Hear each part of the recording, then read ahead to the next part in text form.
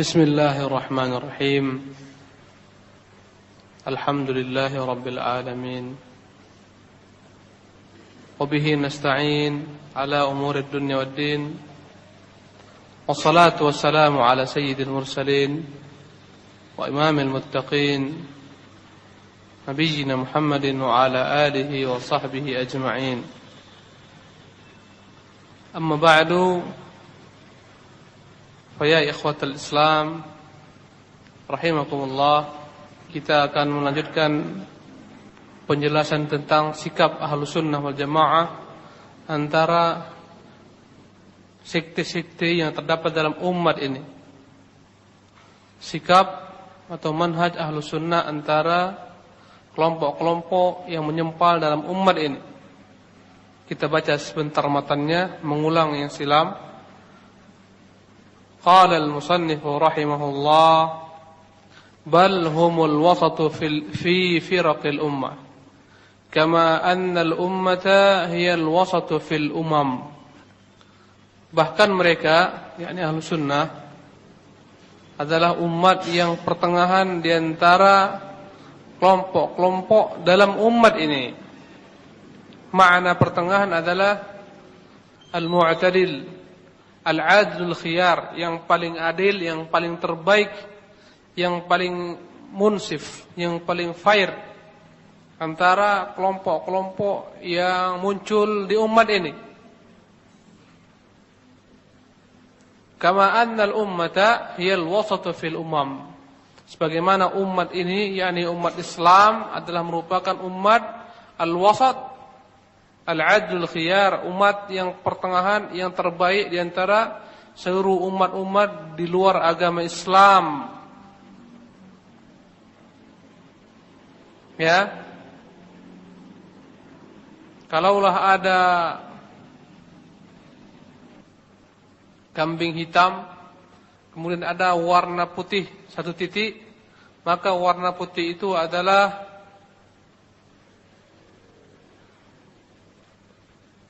Ahlus Sunnah wal Jamaah di antara warna hitam, yakni kelompok-kelompok Ahlul Bid'ah.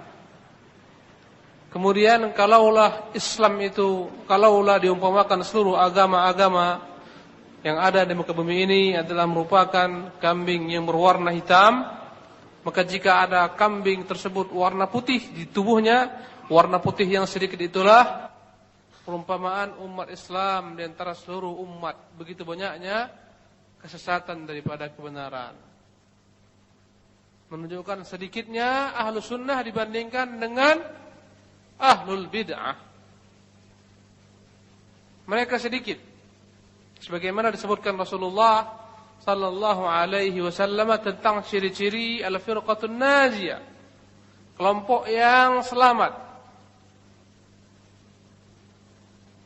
Ya, berkata Rasulullah sallallahu alaihi wasallam ketika menjelaskan tentang perpecahan umat kepada 73 kelompok, hanya satu yang selamat. Beliau mengatakan ketika ditanyakan, siapakah mereka Rasulullah? Beliau menjawab, al-jamaah. Al-jamaah maknanya adalah jamaah yang pertama muncul dalam Islam, jamaah Nabi dan para sahabatnya. Dalam sebagian riwayat, man kana ala mithli ma ana alaihi al-yawm ashabi. Orang-orang yang mengikuti aku dan para sahabatku dalam beragama. Dalam riwayat lainnya, alladzina yuslihuna hina fasadan nas. Orang-orang yang memperbaiki ketika manusia rusak. Dalam riwayat lainnya, yang mengingkari mereka lebih banyak daripada yang menyepakati mereka. Ini ciri-cirinya. Begitu sedikitnya Ahlus Sunnah dibandingkan Ahlul Dhalal. Demikian pula Islam begitu asingnya dibandingkan dengan seluruh umat di luar Islam. Makanya ya, konsep Al-Qur'anul Karim senantiasa, manhaj Al-Qur'an menjelaskan kebaikan itu ada pada kelompok yang sedikit.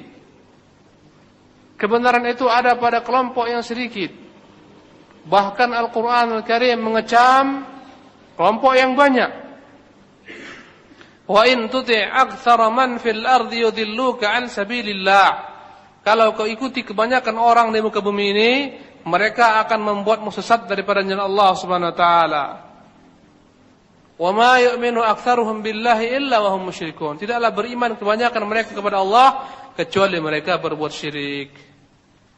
Wa laqad dhalla qablakum aktsarul awwalin, dan telah tersesat sebelum kalian umat-umat yang terdahulu yang banyak, kata Allah Subhanahu wa taala.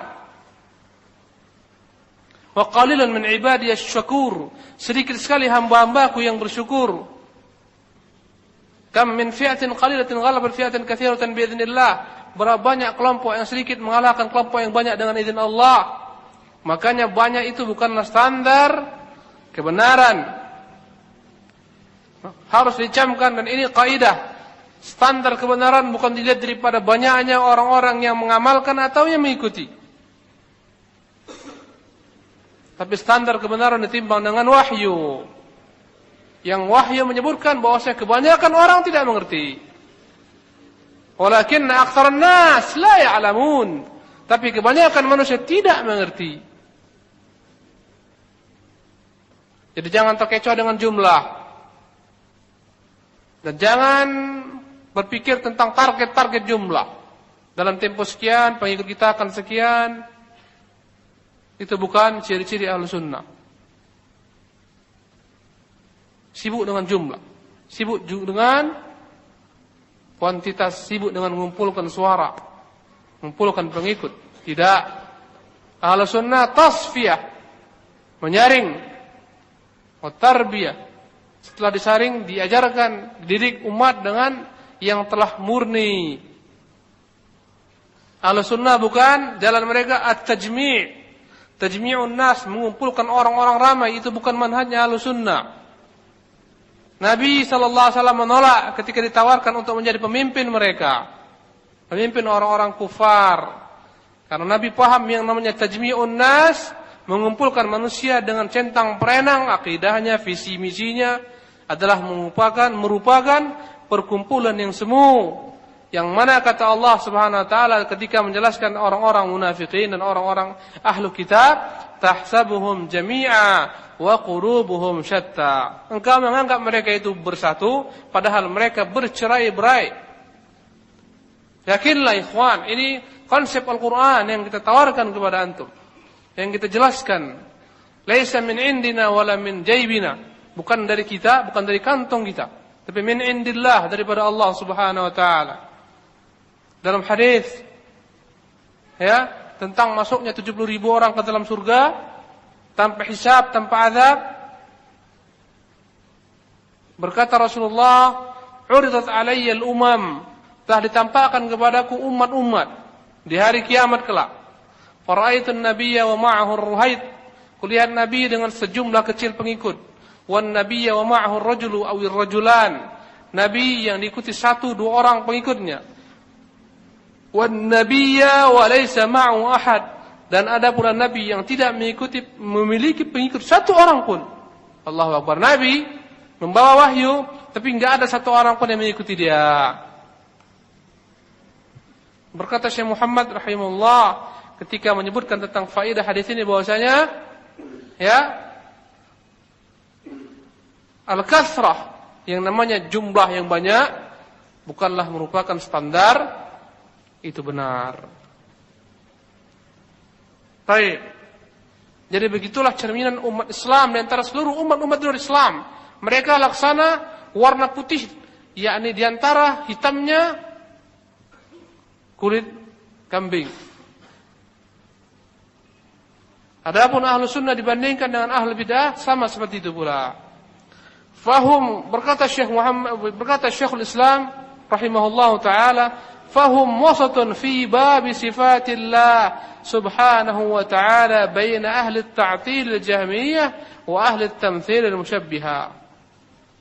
Maka mereka adalah umat yang terbaik, yang pertengahan antara mazhab ahli at-ta'til, yakni orang-orang yang menolak bagi Allah sifat seperti Jahmiyah dan lain-lainnya. Jahmiyah, pengikut siapa kemarin disebutkan? Pengikut Jaham bin Safwan Al-Mu'attil. Namanya Jaham bin Safwan Al-Mu'attil. Dialah yang mengajarkan kepada manusia bahwasanya Allah tidak layak diberikan sifat. Ya, karena yang memiliki sifat itu adalah merupakan ciri-ciri makhluk. Maka tidak layak diberikan sifat. Jahmiyah. Bagaimana nasib Jahmiyah? Dia dibunuh oleh penguasa Abdullah Al-Qasri dari dinasti Abbasiyah di hari raya Kurban. Begitulah ikhwan, ketika penguasa kaum muslimin peduli terhadap agama ini. Jika muncul penyimpangan dalam agama, segera mereka turun tangan. Berkata ketika itu Abdullah Al-Qasri ketika khutbah Idul Adha, dia katakan kepada kaum muslimin, "Dhahu dhahayakum, sembelihlah sembelihan kalian. Fa inni mudhahin bi Ja'd bin Dirham." Aku akan menyembelih Ja'd bin Dirham, muridnya Jaham bin Safwan. Aku akan menyembelih Ja'd bin Dirham. Karena dia tidak pernah mengatakan bahwa Allah SWT ada di atas langit. Allahu Akbar. Dan dia tidak pernah mengakui Musa berkata-kata dengan Allah Subhanahu wa taala. Ini menunjukkan pentingnya penguasa kaum muslimin memahami agama. Karena agama ini tegak dengan al-hadid wal kitab. Tegak dengan besi dan dengan kitab. Ya. Tegak dengan pedang dan dengan al-kitab, Al-Qur'an. Sebagian manusia tidak mau takluk kecuali dengan pedang. Sebagian manusia akan tunduk dengan Alkitab. Makanya kedua-duanya diturunkan oleh Allah Subhanahu, disebutkan Allah Subhanahu wa taala dalam surah Al-Hadid. Maka betapa butuhnya kaum muslimin untuk saling menasihati, memberikan masukan-masukan, ide-ide yang terbaik, kata-kata yang baik kepada penguasa-penguasa mereka dengan cara yang terbaik. Ya, salahul a'immah, salahul bilad. Kalau baik pemimpin, maka negeri akan menjadi baik. Dengan cara-cara yang terbaik tentunya. Wa ahli tamthilil musyabbiha.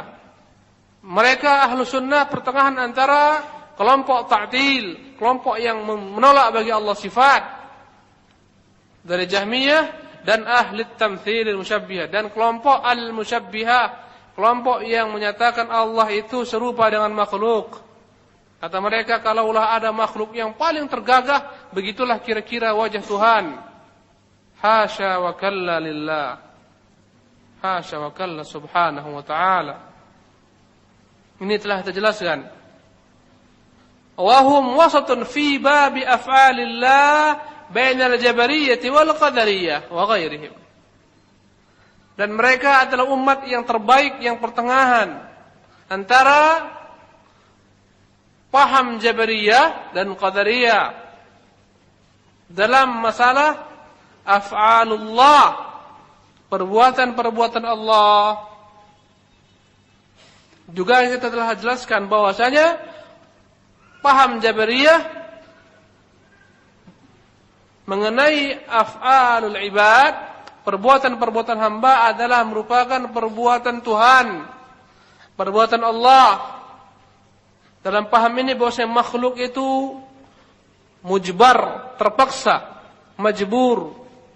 Apapun yang diperbuat manusia hakikatnya adalah terpaksa, dipaksa oleh Allah atau diperbuat oleh Allah, bukan dia yang berbuat. Ini paham yang disebut dengan nama paham Jabariyah. Manusia itu ibarat angin. Manusia itu ibarat kapas yang diterbangkan oleh angin. Tidak memiliki sama sekali ikhtiar, usaha. Apapun yang diperbuat manusia, itu adalah merupakan perbuatan Allah. Maka mereka menisbatkan segala macam perbuatan-perbuatan kemaksiatan kepada Allah. Ya, bukan manusia yang berzina, bukan manusia yang mencuri dan seterusnya. Ini Jabariyah. Mereka mengatakan makhluk tidak memiliki kasab, perbuatan, ikhtiar, upaya. Ini paham mereka. Di sisi lain, di sudut yang bertentangan, di ujung yang bertentangan, muncul paham Qadariyah. Yang mereka sebaliknya mengatakan Allah sama sekali tidak punya peran dalam perbuatan makhluk. Apapun yang diperbuat oleh makhluk adalah merupakan perbuatan di luar daripada kehendak Allah, kekuasaan Allah. Semuanya murni adalah perbuatan makhluk, kasabnya makhluk, ikhtiarnya makhluk. Tidak ada sama sekali peran Allah Subhanahu wa taala. Tidak ada kehendak Allah. Semua perbuatan tersebut bahkan menurut mereka tidak diketahui Allah kecuali jika telah terjadi. Subhanallah. Menurut paham ini, makhluk itu yang menentukan pilihannya sendiri. Tidak ada peran Allah, tidak ada kehendak Allah. Apapun yang diperbuat makhluk itu murni perbuatan dia, tidak ada campur tangan kehendak Allah, kekuasaan Allah enggak ada di sana. Paham ini konsekuensinya menjelaskan bahwa Allah memiliki kekuasaan yang terbatas, kehendak yang terbatas. Ada kehendak-kehendak di luar daripada kehendak Allah yang terjadi. Paham? Antum paham ini? Ini kita ulangi 2 kali udah. Ya? Paham enggak antum? Paham tak? Paham. Antum harus jujur dalam belajar. Kalau paham bilang paham, kalau enggak paham bilang enggak paham. Tadi baru kita bahas. Kalau antum ditanya, "Fahim tuh?" bilang fahimna, tapi enggak paham. Nau'un nifaq, itu bagian daripada kemunafikan. Katakan enggak paham, Ustaz. Boleh jadi antum enggak paham karena kurang konsentrasi, enggak ngantuk-ngantuk dikit. Ya? Mengantuk itu adalah merupakan rahmat. Kecuali dalam majlis ilmu. Rahmat Allah Subhanahu wa taala. Dalam peperangan itu rahmat. Dalam menuntut ilmu itu daripada syaitan. Pindah tempat, segera cari tempat yang baru, maju ke depan, mundur ke belakang, berwudu. Ya. Sayang, ini adalah bagian-bagian terpenting daripada akidah Ahlussunnah. Jika kita salah paham, tergelincir. Akhirnya muncullah paham-paham. Kenapa belum salat? Belum ada panggilan Allah Subhanahu wa taala. Ini kehendak Allah saya enggak salat nih. Muncul paham seperti gini. Kenapa kamu berzina? Ya udah ditentukan Allah, memang begitulah. Kehendak Allah Subhanahu wa taala. Bukan saya yang mau itu. Muncul paham-paham seperti ini. Makanya harus paham. Tergelincir, menyimpang. Banyak orang gitu. Kenapa enggak haji, Pak? Belum ada panggilan Allah untuk haji. Padahal memang dia malas. Harus ada ikhtiar.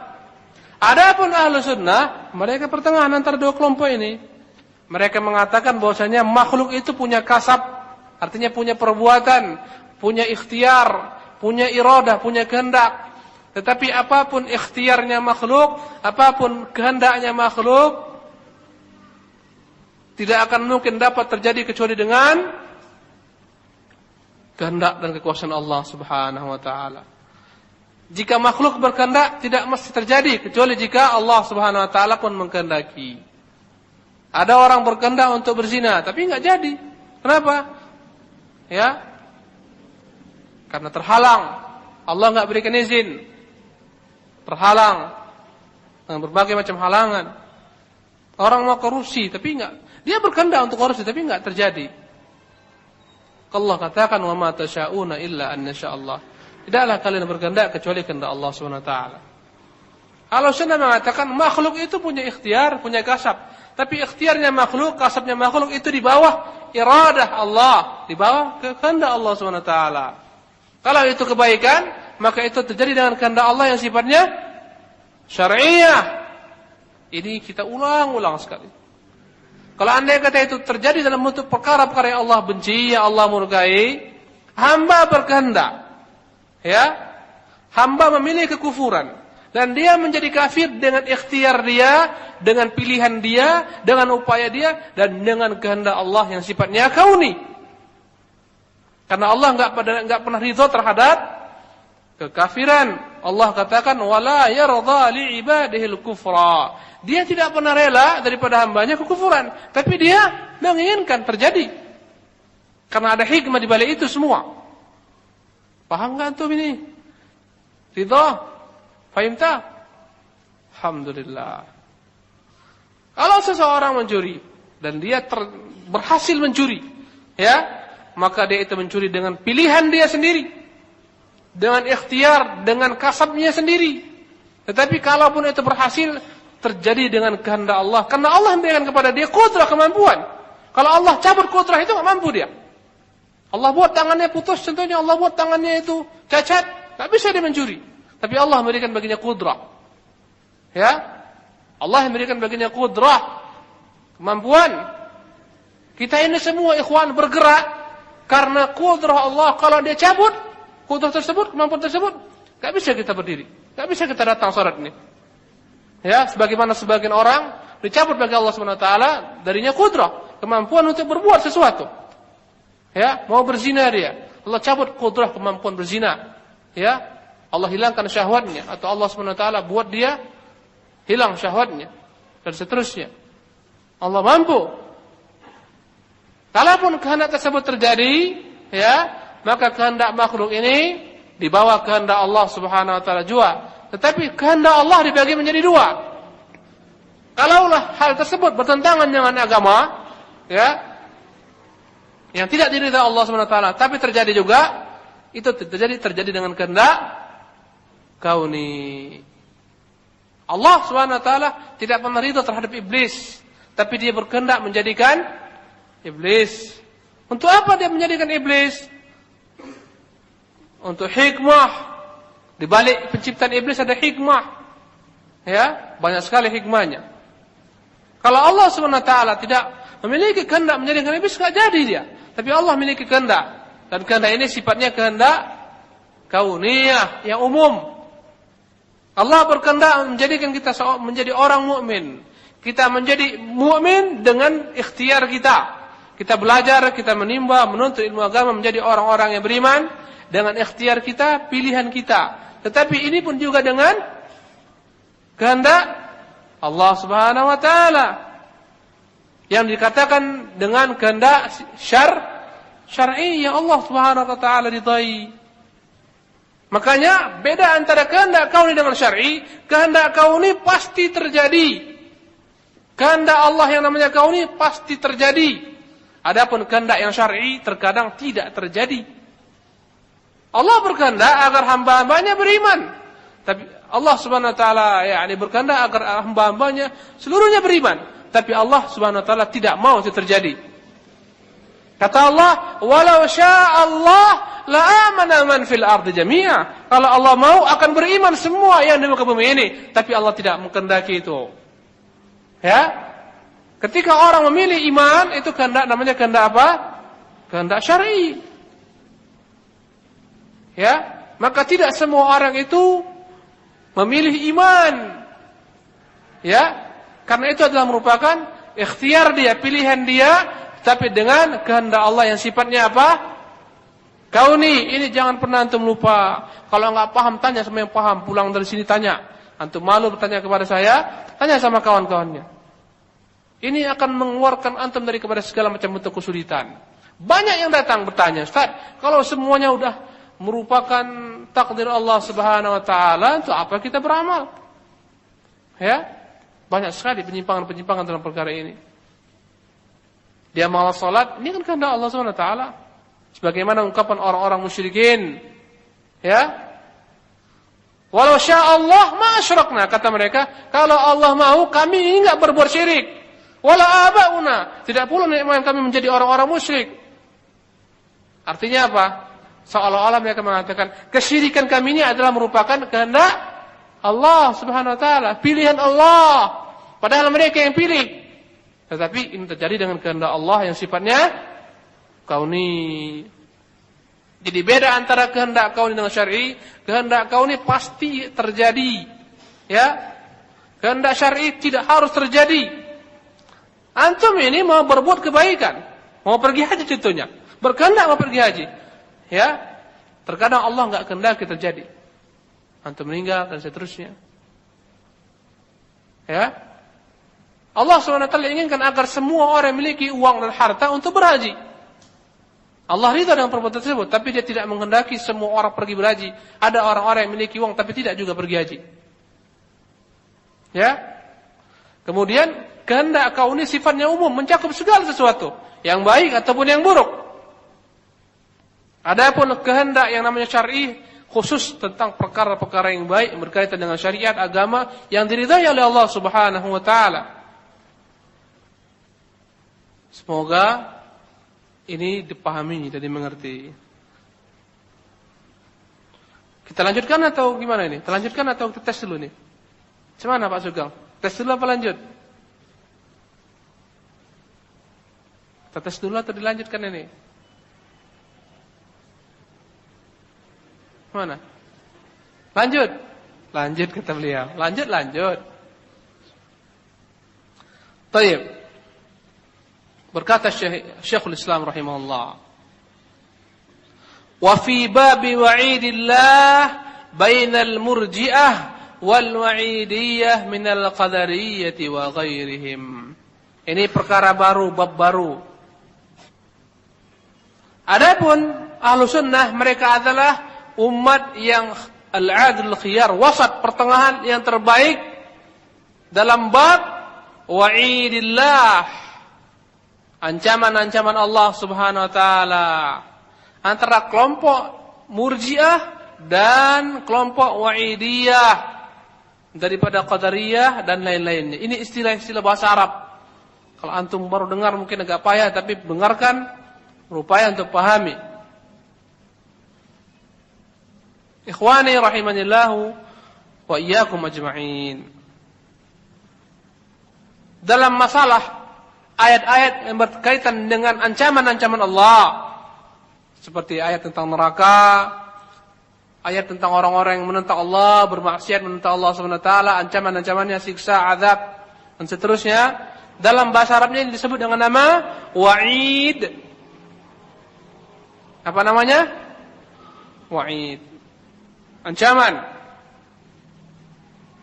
Dalam Al-Qur'an itu terdapat ayat-ayat yang berupa ancaman kepada al-usad, pelaku kemaksiatan, al-kuffar, al-munafiqun, ancaman dengan neraka, dengan azab, dengan siksa. Namanya apa? Wa'id.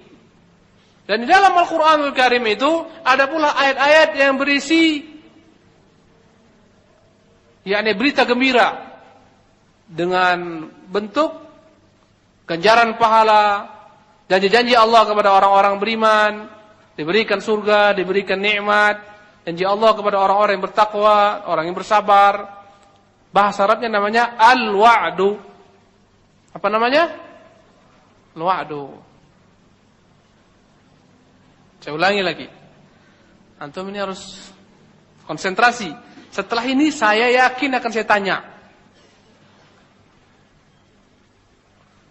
Dalam Al-Quran ada ayat-ayat yang berisi janji-janji ancaman-ancaman Allah SWT kepada pelaku kemaksiatan, pelaku dosa besar, pelaku kekufuran, orang-orang kafir, orang musyrik itu.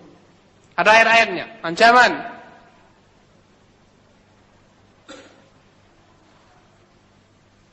Di dalam Al-Quran juga terdapat ayat-ayat yang berisi janji-janji kepada orang-orang yang beriman, yang bertakwa, yang beramal saleh dengan pahala, surga, kenikmatan dan seterusnya. Bahasa Arabnya disebut apa namanya? Al-wa'du. Yang pertama wa'id, yang kedua al-wa'du. Ini muqaddimah dulu. Baru masuk. Sebagian kelompok sesat yang disebut dengan nama Al-Wa'idiyah, ya, masuklah ke dalam Al-Wa'idiyah ini orang-orang Mu'tazilah dan Qadariyah. Ini istilah semua ini. Mereka hanya mengambil ayat-ayat tentang ancaman-ancaman saja. Siksa-siksa Allah pasti akan dia berlakukan.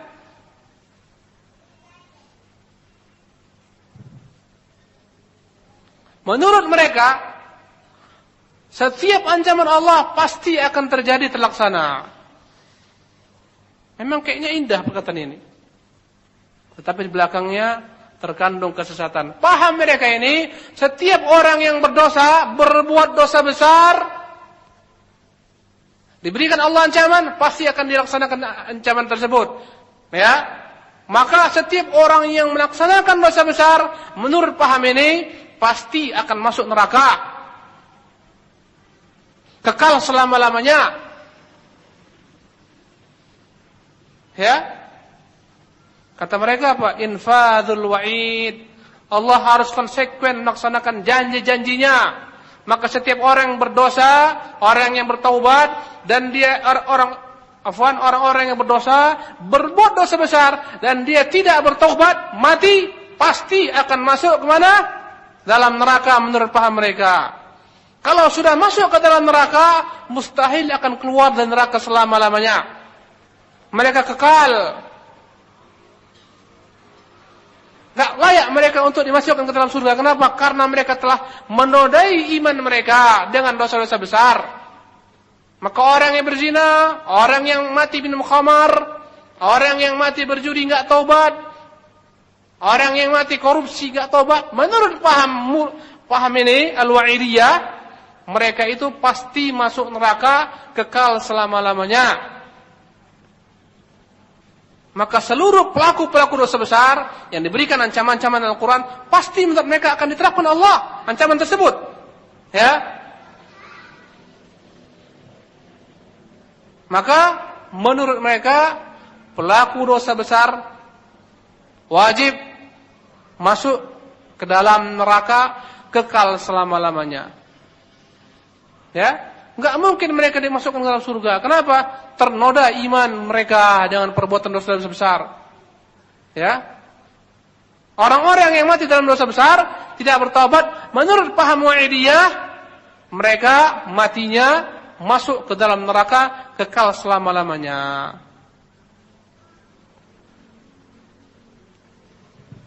Ya. Masuklah ke dalam paham ini orang-orang Khawarij.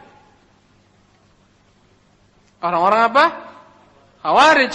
Karena Khawarij punya paham pelaku dosa besar kafir. Subhanallah. Untuk supaya lebih paham antum, Khawarij itu dalam bahasa Arab, secara bahasa artinya adalah orang-orang yang keluar.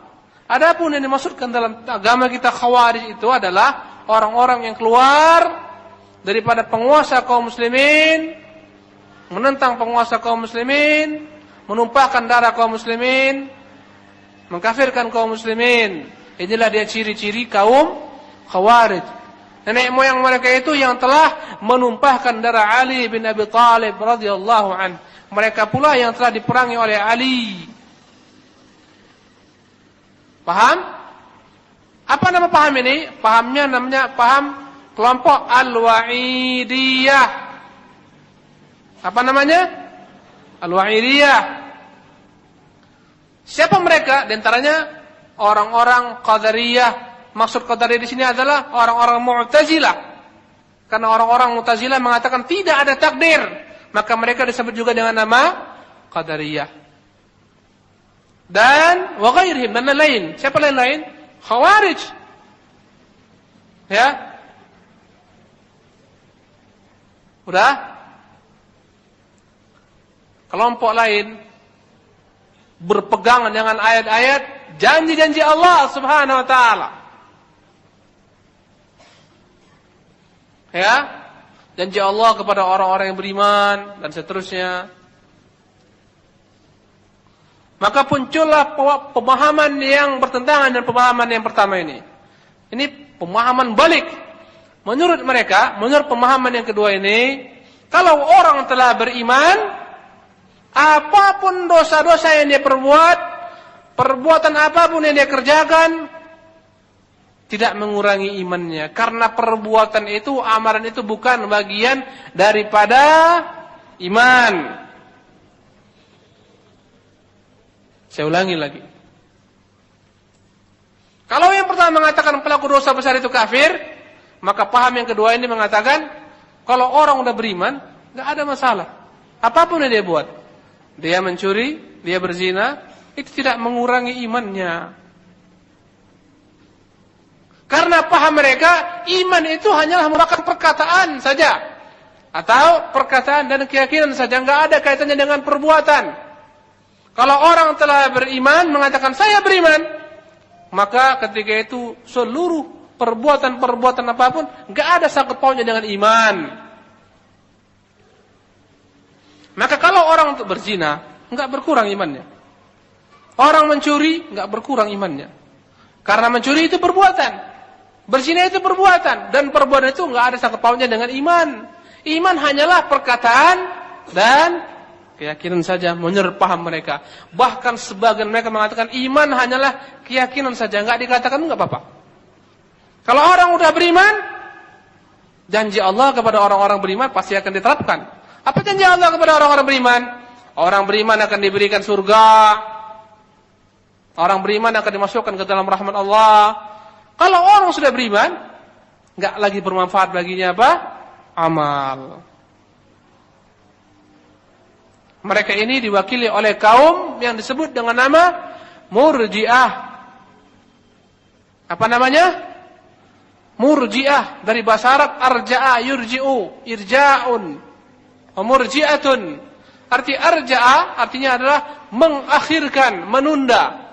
Mereka disebut dengan nama kaum Murji'ah karena mereka mengakhirkan perbuatan daripada bagian iman. Kata mereka, iman itu enggak ada sangkut pautnya dengan perbuatan. Perbuatan itu luar daripada iman.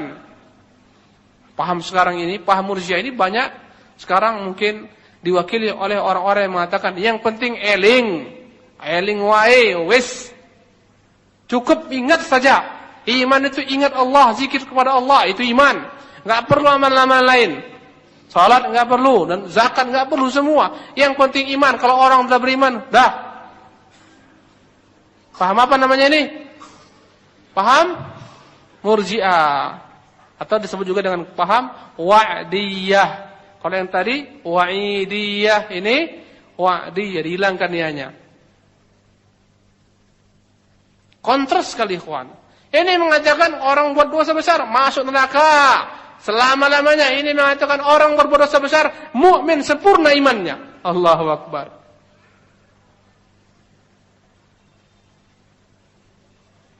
Yang satu kelompok berpegang dengan ayat-ayat yang bersifat apa?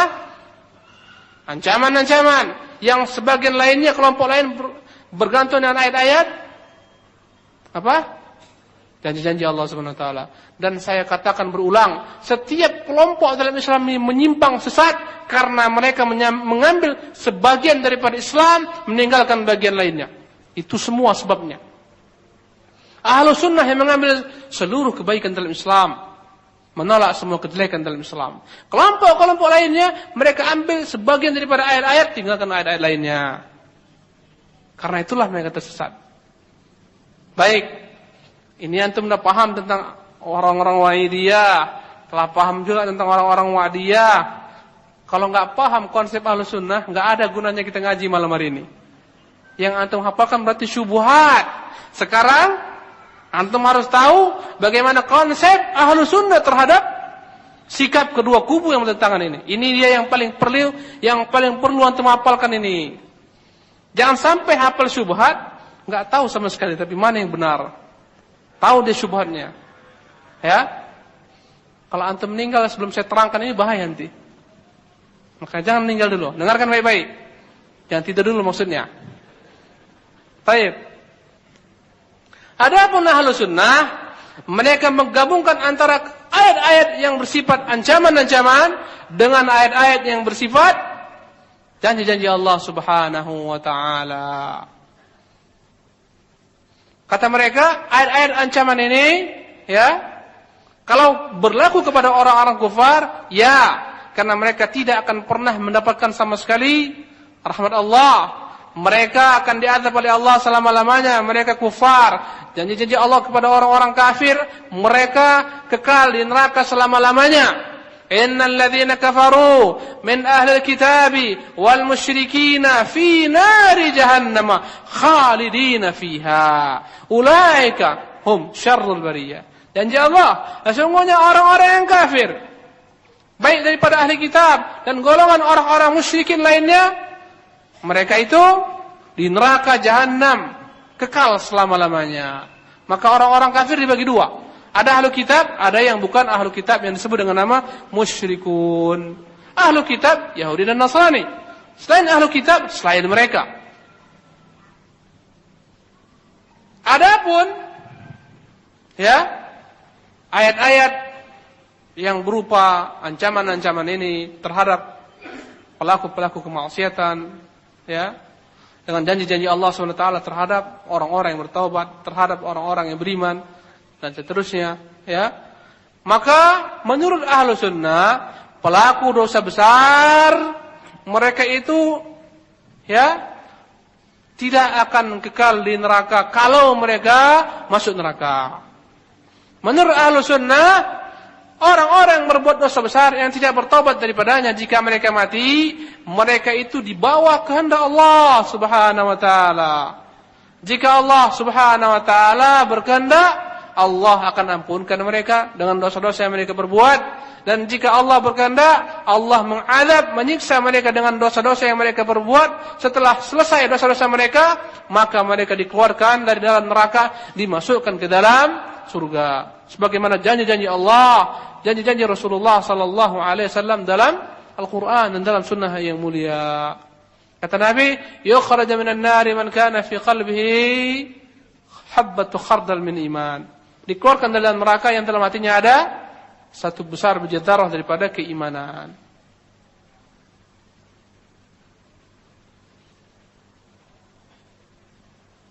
Allah mengatakan, "Innallaha la yaghfiru an yushraka bih." Allah tidak akan mengampuni orang-orang yang menjatuhkan dia, wa yaghfiru ma duna dzalika liman yasha, dan akan mengampuni dosa-dosa selain itu bagi siapa-siapa yang dia kehendaki. Selama dosa besar ini bukan perbuatan kufur, maka masuk ke dalam ayat ini, wa yaghfiru ma duna dzalik.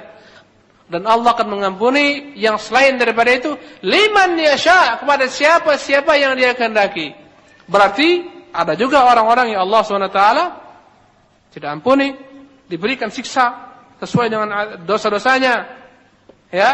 Tetapi walaupun demikian, ahlu sunnah menganggap pelaku-pelaku dosa besar akan datang masanya kelak, mereka dimasukkan ke dalam surga. Jadi mereka tidak mengatakan sebagaimana orang-orang Murji'ah. Apa kata orang Murji'ah? Pelaku dosa besar itu dia orang mukmin sejati. Ahlussunnah mengatakan mereka adalah orang-orang yang fasik, yang kurang iman.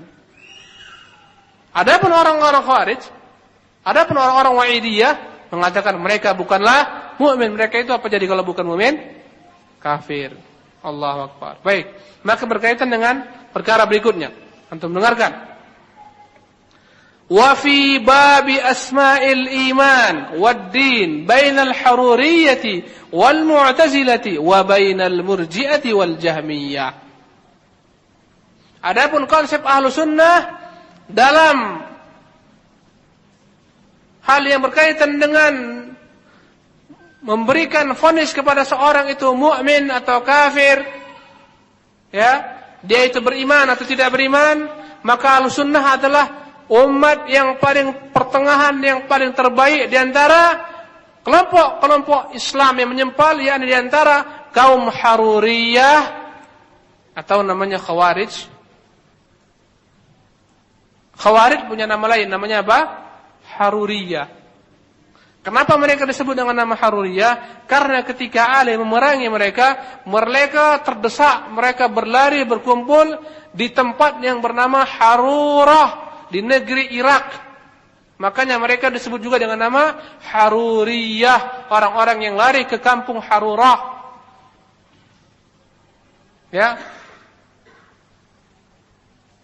Apa nama lain Khawarij?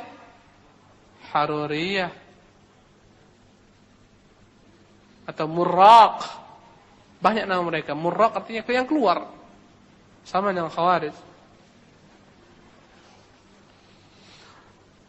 Jadi ahlu sunnah mereka pertengahan antara kelompok Al-Haruriyah dan Mu'tazilah.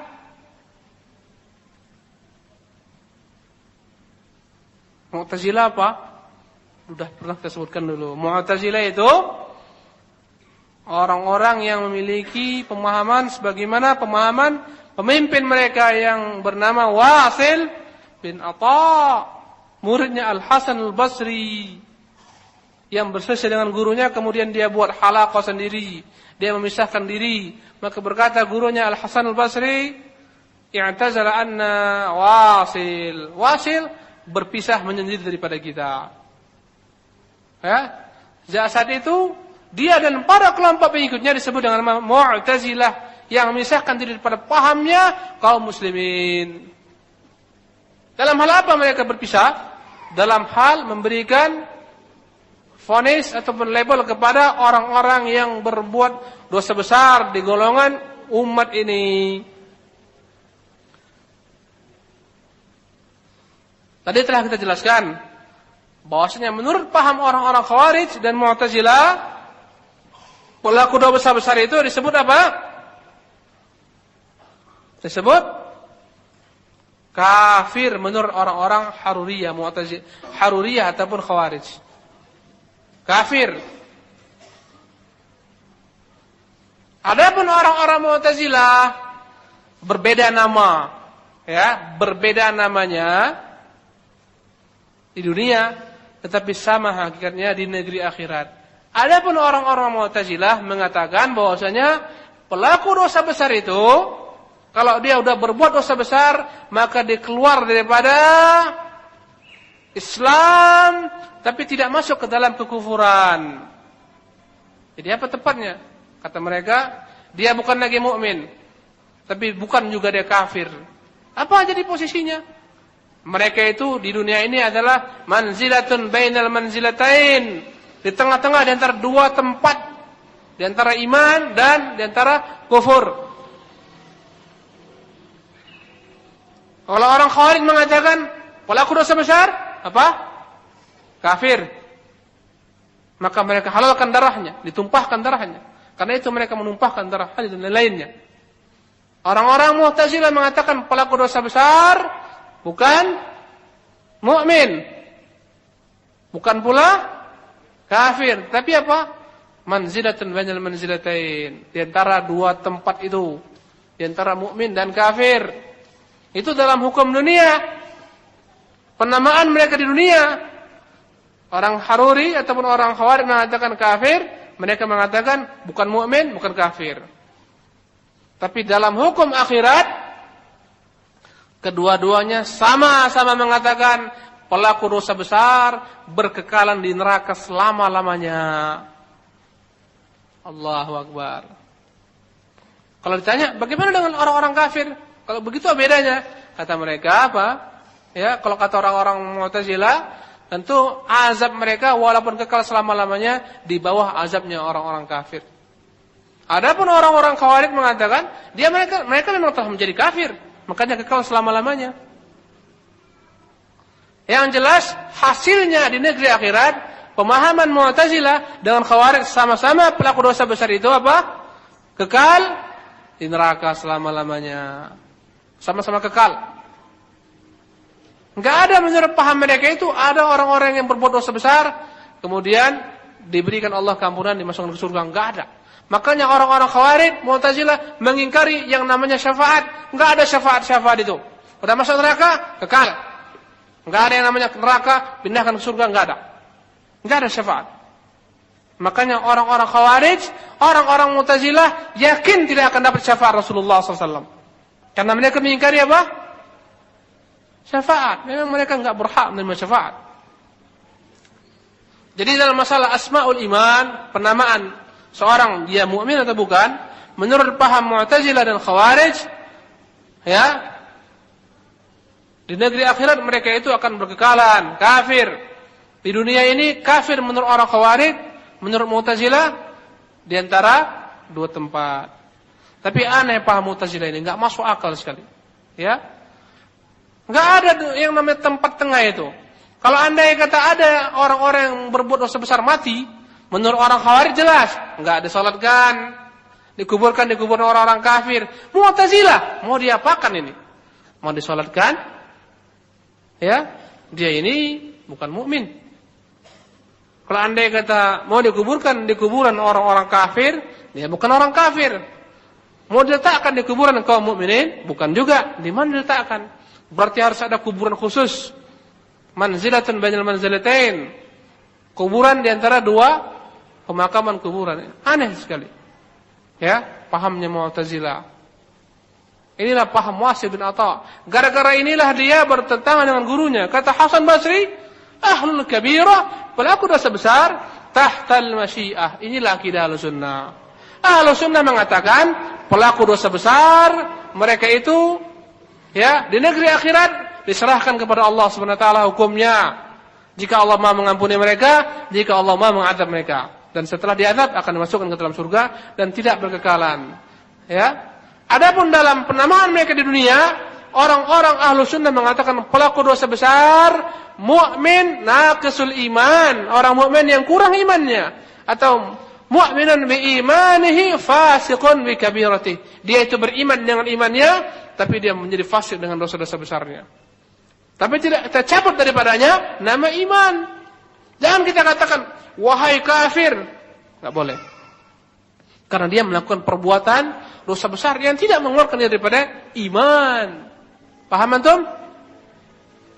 Kata Hasan Basri, mereka itu orang-orang mukmin yang kurang iman, atau orang-orang yang mukmin dengan imannya dan dia fasik dengan dosa-dosanya. Kata muridnya ini, Wasil bin Atha, tidak guru, aku tidak sepakat dia dikatakan sebagai orang-orang beriman karena dia telah mengotori imannya. Tetapi walaupun demikian aku tidak mau mengatakan dia kafir karena masih ada akar imannya. Menurutku, kata Wasil, pemimpin kelompok ini dia di tengah-tengah antara iman dan kufur. Ya, hal inilah membuat dia memisahkan diri daripada gurunya. Jadi Ahlussunnah pertengahan antara kelompok Khawarij dan Mu'tazilah dalam masalah penamaan seorang mukmin di dunia ini, ya, dengan kelompok lain yang disebut dengan nama kelompok Murji'ah. Kalau Murji'ah mengatakan apa? Setiap pelaku dosa besar mereka itu mukmin yang sempurna imannya. Ya, tidak berkurang imannya. Karena menurut mereka perbuatan itu bukan bagian daripada iman. Karena menurut mereka yang disebut iman itu adalah keyakinan. Kalau orang sudah meyakini Allah, beriman kepada Allah, sempurna. Enggak ada lagi terkurangi imannya, sempurna imannya. Bahkan mereka mengatakan sama saja imannya Jibril dengan iman yang paling banyak berbuat dosa besar, yang melaksanakan berbuat kemaksiatan di muka bumi ini, sama-sama imannya. Karena menurut orang-orang Murji'ah iman itu enggak bertingkat-tingkat, sama saja. Kalau orang sudah beriman sempurna imannya. Ya. Ahlussunnah mengatakan iman bertingkat-tingkat. Ya, ada orang-orang mukmin sempurna imannya, ada yang mukmin yang kurang iman. Murji'ah mengatakan iman itu satu, tidak ada bertingkat-tingkat. Dan iman tidak ada sangkut pautnya dengan amal. Akhirnya muncullah paham tidak akan berbahaya perbuatan maksiat jika orang telah beriman, karena Allah akan memberikan kebaikan kepada orang-orang beriman. Bahkan muncul paham yang lebih parah lagi, tidak berguna perbuatan taat jika orang telah beriman, karena enggak ada kaitan antara perbuatan dengan apa? Iman. Ini mengatakan dia dalam hukum dunia kafir orang-orang Khawarij. Mu'tazilah mengatakan manzilah bainal manzilatain. Khawarij, orang-orang Murji'ah mengatakan mereka mukmin yang sempurna imannya. Sama saja antara seorang yang berbuat taat, ahli ibadah, berilmu, menurut orang-orang Murji'ah, dengan seorang pelacur, dengan seorang yang berbuat dosa besar sepanjang hidupnya, berzina, merampok, mencuri. Menurut orang Murji'ah apa? Sama-sama mukmin sempurna iman. Rela enggak antum itu? Rela enggak? Baik, sekarang itu telah saya sampaikan, insyaallah kayaknya masih ada waktu, kita lanjutkan lagi. Setelah ini baru kita tanya ya. Yang terakhir, ini kok dibilang yang terakhir antum senang kali kayaknya nih. Segar-segar matanya semua, yang terakhir lah ini. Yang terakhir, wa fi babi ashabi Rasulillah sallallahu alaihi wasallam bainar rafidhati wal khawarij.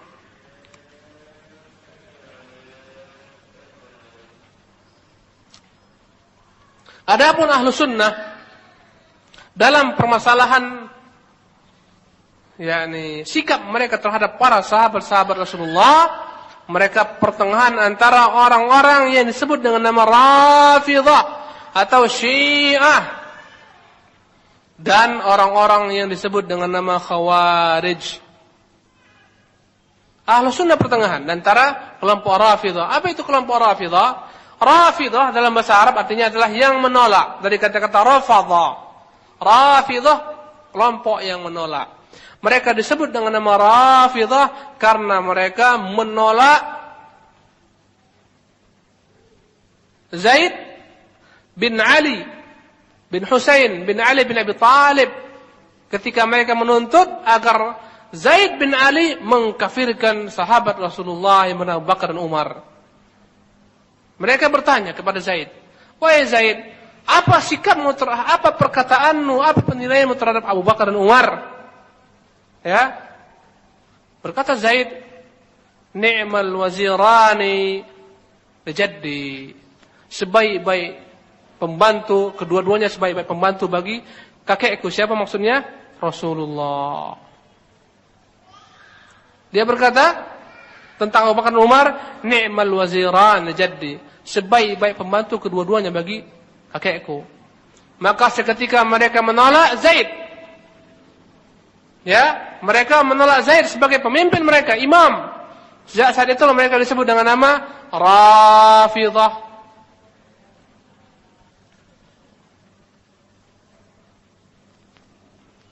Rafidhah ini usul, asal, akar mazhab mereka adalah mencela para sahabat Rasulullah.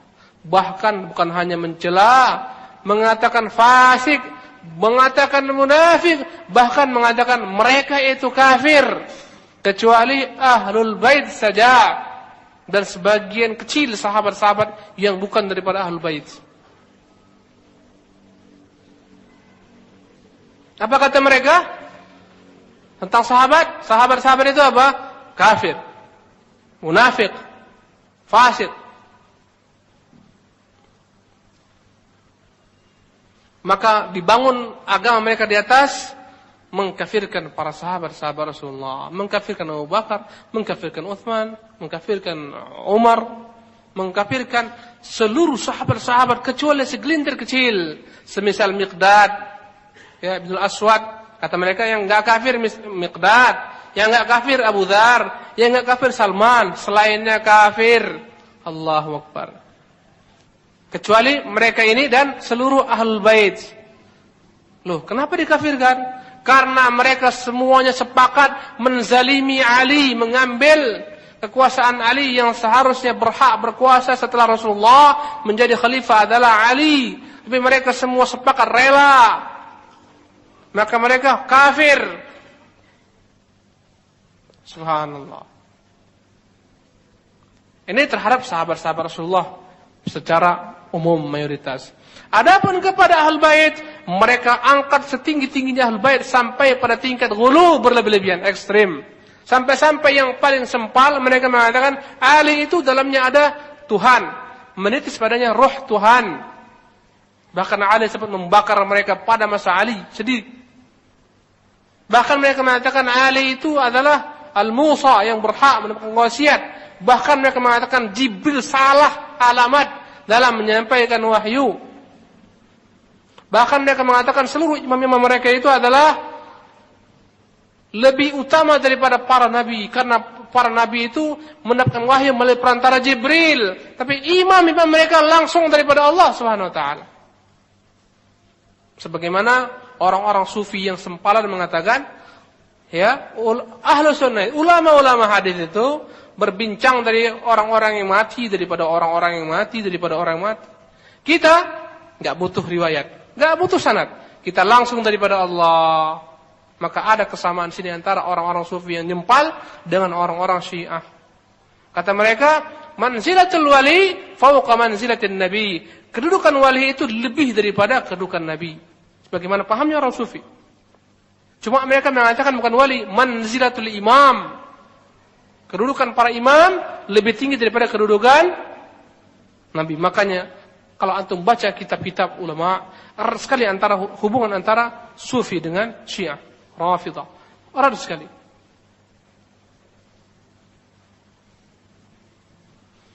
Jadi Ahlul Bait mereka angkat tinggi-tingginya. Bahkan mereka banyak mendustakan atas nama Ahlul Bait, atas nama Ja'far As-Shadiq dan lain-lainnya. Perkataan-perkataan yang tidak pernah mereka katakan. Bahkan mereka mengatakan para imam mereka itu memiliki kekuasaan yang absolut. Sampai-sampai mereka mengatakan para imam mereka juga berhak untuk mencipta. Kalau imam mereka mengatakan jadi kun fayakun, maka jadilah dia. Subhanallah. Untuk baca kitab-kitab ulama, baca Al-Khututul Aridah, ya, menjelaskan bagaimana konsep mereka yang diambil daripada buku-buku mereka sendiri, seperti buku Al-Kafi, karangan Al-Kulain dan lain-lainnya, untuk baca sana. Ini orang-orang Rafidah mengkafirkan para sahabat, kemudian mengkultuskan para Ahlul Bait, dan antara kelompok yang disebut dengan nama Khawarij. Khawarij, paham mereka adalah mengkafirkan para sahabat-sahabat juga. Ya.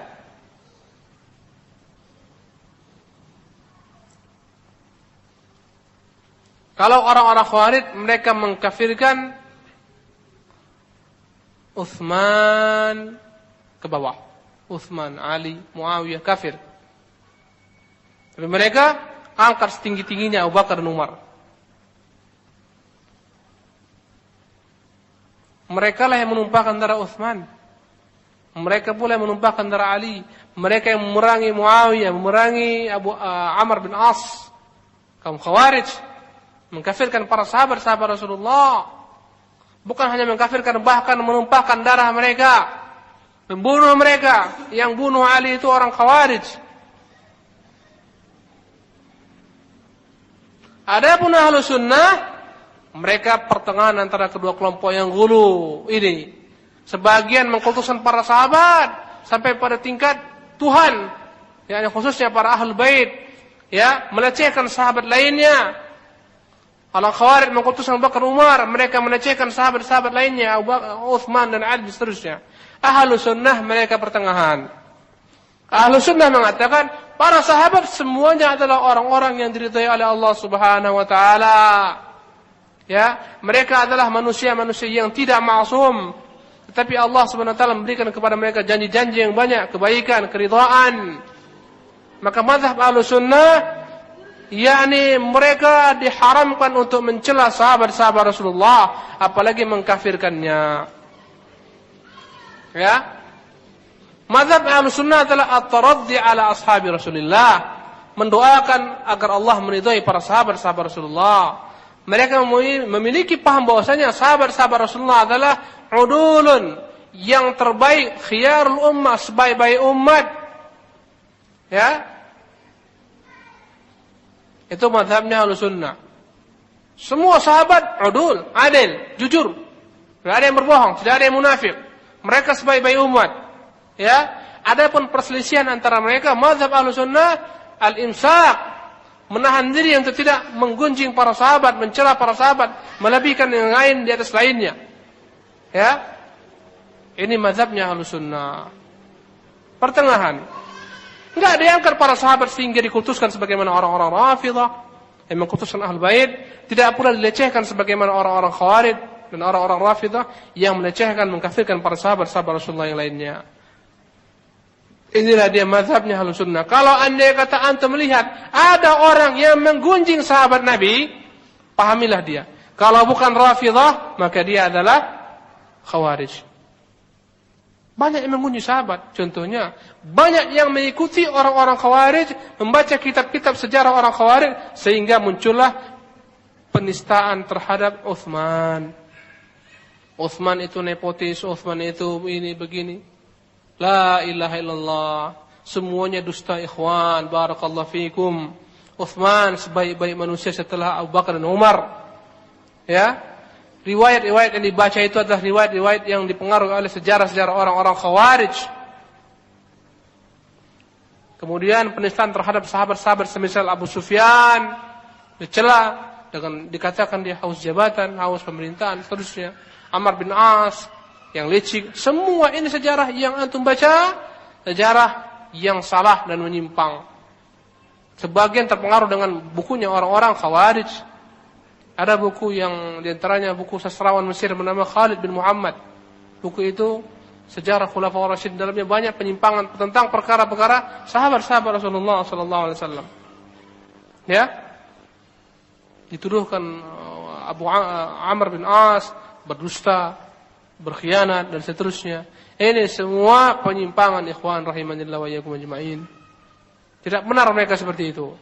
Ya. Wallahu taala alam wa sallallahu wasallam ala nabiyina Muhammad. Sekarang tibalah waktunya pertanyaan. Coba tolong antum sebutkan dulu bagaimana konsep orang-orang Khawarij tentang pelaku-pelaku dosa besar. Gampang aja. Konsep orang-orang Khawarij tentang pelaku-pelaku dosa besar. Apa perkataan mereka terhadap pelaku dosa besar? Apa namanya di dalam kehidupan di dunia dan apa nasib mereka di akhirat? Itu aja. Itu dulu. Siapa yang jawab? Ke tangannya. Tafadhol, Yudi. Kasih mikrofon ke belakang. Terus belakang. Bismillah. Perkataan orang Khawarij terhadap pelaku dosa besar, yaitu di dunia mereka kafir dan di akhirat mereka kekal di neraka selama-lamanya. Baik, di dunia mereka dihukumi kafir dan di akhirat mereka kekal selama-lamanya. Baik. Kemudian soal yang kedua, bagaimana pula konsep orang-orang Mu'tazilah dengan pelaku dosa besar? Apa nama mereka menyebutkan pelaku dosa besar di dunia dan bagaimana nasib mereka kelak di akhirat? Pertanyaan yang kedua. Pengen jawab? Silahkan, Syekh. Tafadhol, Pak Dani. Bismillah. Pak Mu'tazilah mengatakan pelaku dosa besar adalah manzil tubain manzilatain di dunia, sedangkan mereka kafir. Di akhir mereka kekal di neraka. Sahih. Baik. Udah dua pendapat disebutkan. Ini pendapat yang paling inti yang harus dipahami. Semua wajib hafal, wajib mengetahuinya. Ini saya tunjuk, nggak saya tanya. Saya tunjuk. Bagaimana pendapat ahlu sunnah terhadap pelaku dosa besar? Bagaimana nasib mereka di negeri akhirat? Dan apa penamaan mereka di dunia ini? Saya tunjuk. Yang tunduk yang saya tunjuk. Nggak ada yang tunduk. Pak Sugeng lah. Baik, Pak Sugeng. Ini harus tahu semua ini. Nggak ada yang nggak boleh nggak tahu. Apa konsep Ahlus Sunnah terhadap pelaku dosa besar? Ya, di dunia mereka apa menurut orang-orang Ahlus Sunnah namanya, dan di negeri akhirat bagaimana keadaan mereka kelak? Paham soalnya?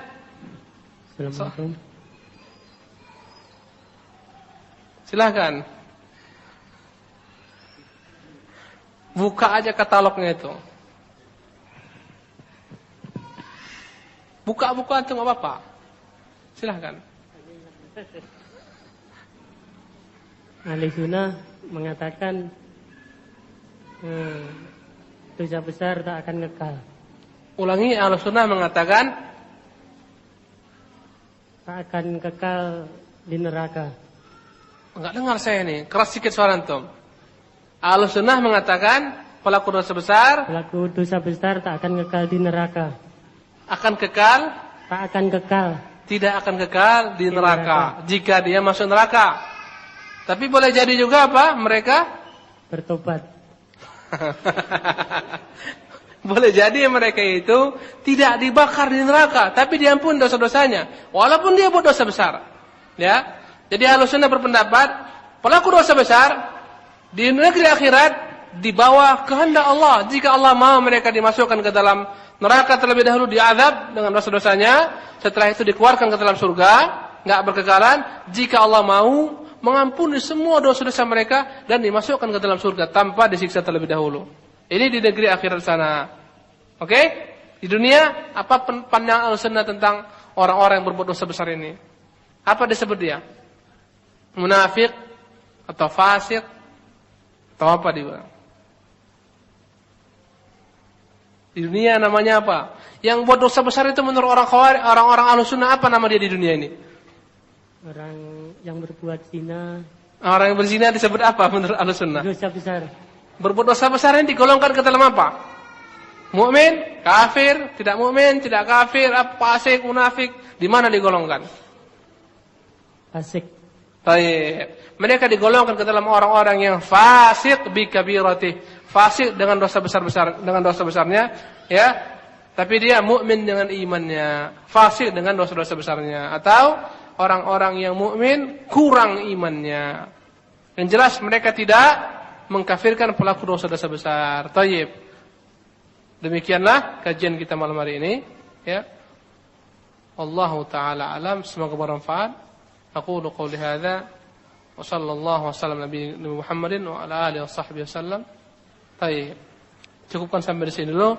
Assalamualaikum warahmatullahi wabarakatuh.